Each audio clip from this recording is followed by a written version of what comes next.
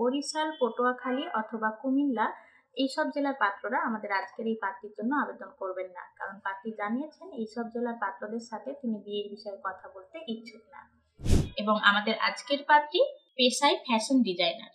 পাত্রীর বৈবাহিক অবস্থা নেভার ম্যারিড। আমাদের আজকের পাত্রীর বর্তমান এলাকা ঢাকা খিলক্ষেত।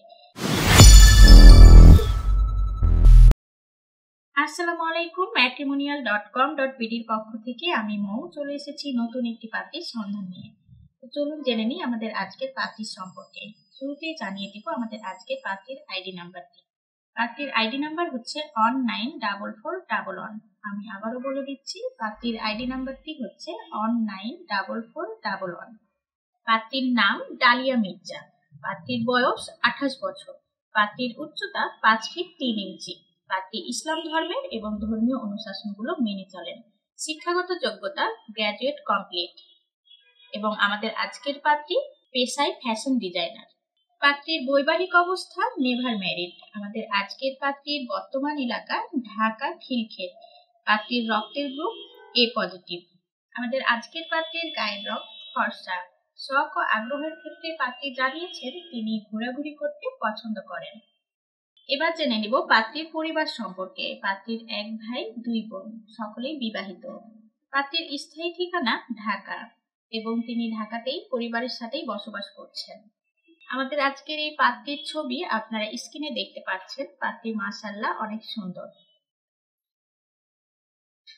এবার জেনে নিব আমাদের আজকের পাত্রী তার জন্য কেমন লাইফ পার্টনার খুঁজছে।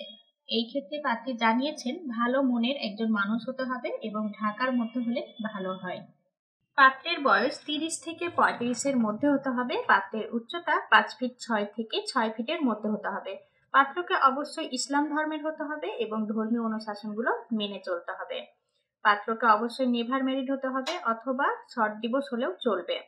শিক্ষাগত যোগ্যতা হিসাবে পাত্রী জানিয়েছেন গ্র্যাজুয়েট কমপ্লিট হতে হবে। পেশার ক্ষেত্রে বলেছেন বিজনেসম্যান হতে হবে।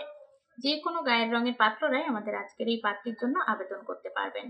পছন্দের এলাকা হিসাবে পাত্রী জানিয়েছেন ঢাকার মধ্যে হলে ভালো হয়। ঢাকার মধ্যে যারা বসবাস করছেন তাদেরকেই বেশি প্রাধান্য দেওয়া হবে।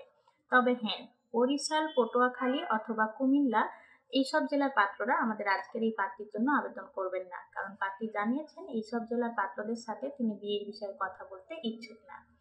তো দর্শক, আপনারা যারা ঢাকার মধ্যে আছেন এবং ঢাকার মধ্যে পাত্রী খুঁজছেন তারা কিন্তু আমাদের আজকের এই পাত্রীর আইডি নাম্বারটি সার্চ দিয়ে কন্ট্যাক্ট অপশনে ক্লিক করে কন্ট্যাক্ট নাম্বারটি নিয়ে যোগাযোগ করতে পারবেন সরাসরি আমাদের আজকের এই পাত্রীর সাথে।